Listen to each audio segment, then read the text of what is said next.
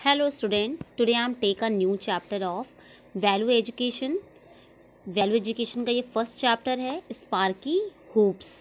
Student, आज हम लोग इस चैप्टर में इस स्टोरी को समझेंगे और इससे क्या लेसन मिलता है इसके बारे में भी देखते हैं।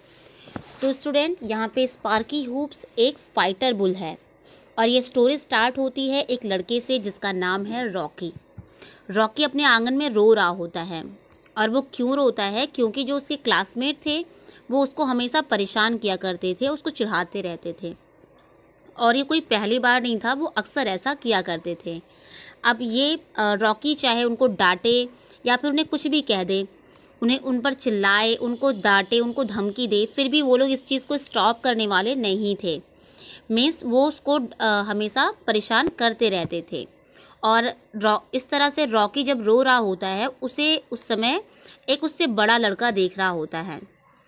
तो फिर जब वो उसके पास जाता है और कहता है कि क्या तुम चाहते हो कि ये सब बंद हो जाए, तो और मैं तुम्हें एक कहानी सुनाऊं एक वाइस बुल के बारे में जिसका नेम है स्पार्की हूप्स।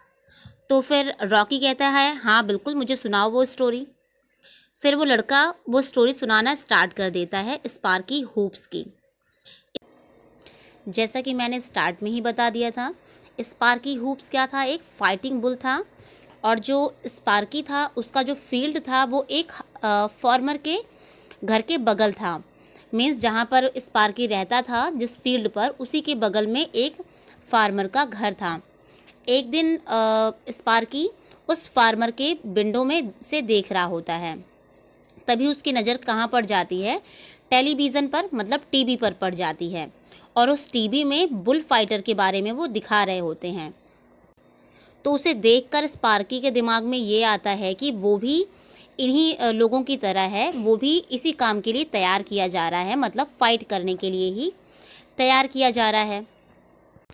फिर जल्द ही वो दिन आ जाता है जब स्पार्की को फाइट करना होता है। स्पार्की जैसे ही बुल रिंग में एंटर करता है तभी उसको क्या होता है, पीछे से बहुत तेज़ी से मारते हैं। तो उस समय उसे बहुत पेन होता है, लेकिन वो खुद पर कंट्रोल करता है। क्यों? क्योंकि उसको फाइटिंग नहीं करनी थी।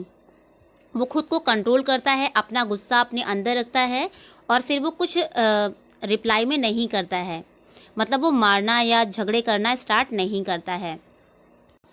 फिर उसको जो बुल फाइटर रहता है वो फिर से उसको परेशान करता है, मतलब कोशिश करता है कि जब ये बुल फाइटर कुछ करेगा तो ये रिप्लाई में स्पार्की कुछ रिप्लाई में करेगा, अपना गुस्सा निकालेगा। लेकिन स्पार्की इस बार भी ऐसा नहीं करता है, वो फिर से अपना गुस्सा अपने अंदर निगल जाता है और वो कुछ नहीं बोलता है। और उसके इस तरह करने से फिर क्या होता है, जो क्राउड रहता है, जो देखने वाले ऑडियंस रहते हैं, वो बोर हो जाते हैं क्योंकि स्पार्की कोई रिप्लाई नहीं कर रहा होता है बुल फाइटर को। तो फिर इस तरह से उसको क्या होता है, बुल रिंग से बाहर निकाल दिया जाता है।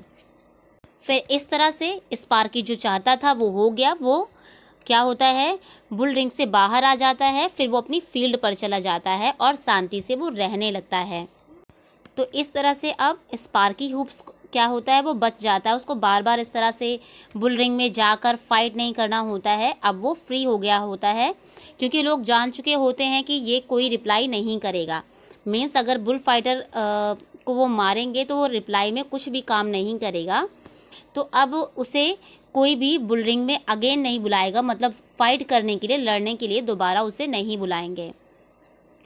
तो इस तरह से ये स्टोरी ख़त्म हुई हूप्स, स्पार्की हूप्स की। अब हम बात करेंगे रॉकी की। फिर जब ये स्टोरी ख़त्म होती है तो फिर उसे जो बड़ा वाला लड़का होता है वो समझाता है कि इस स्टोरी से तुम्हें ये समझ में आया कि अगर कोई तुम्हें चिढ़ाता है या कुछ भी कहता है तो तुम कोशिश करो कि तुम उसका रिप्लाई ना करो, क्योंकि रॉकी को उसके क्लासमेट हमेशा चिढ़ाया करते थे और रॉकी उसके रिप्लाई में कुछ ना कुछ बोल दिया करता था, जिसकी वजह से उन लोगों को समझ में आ गया था कि हम रॉकी को कुछ कहेंगे और ये कुछ रिप्लाई ज़रूर करेगा और इससे उनका एंटरटेनमेंट होता रहेगा। मतलब उन सबको मज़ा आता था जब रॉकी कुछ भी रिप्लाई में बोलता था, मतलब अपना जब वो गुस्सा निकालता था।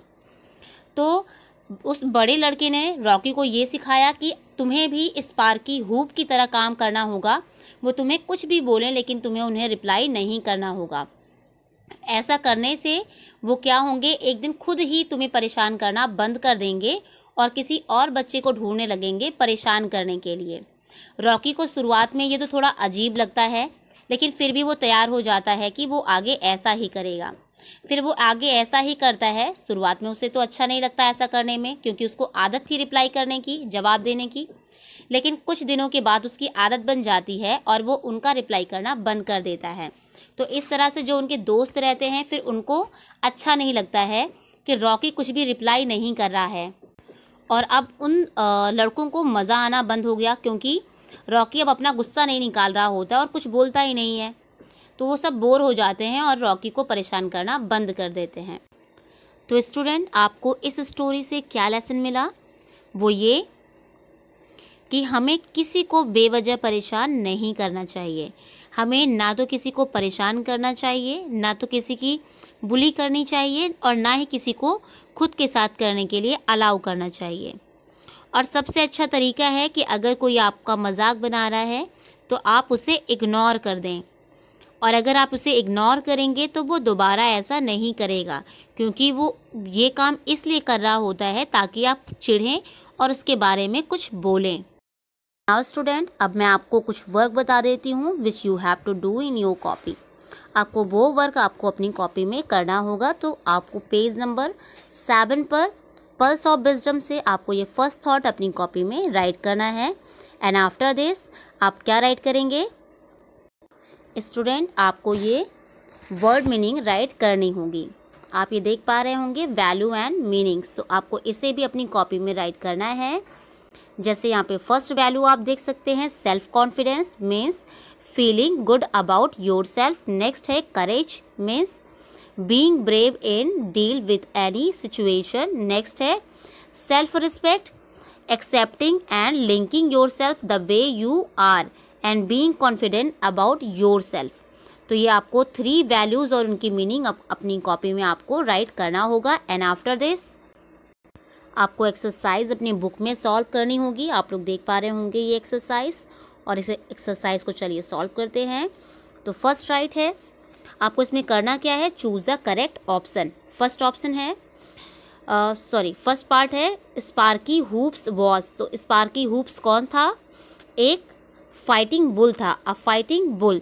नेक्स्ट है when his friend teased him Rocky. जब उसके फ्रेंड रॉकी को टीज करते थे तो रॉकी क्या करता था?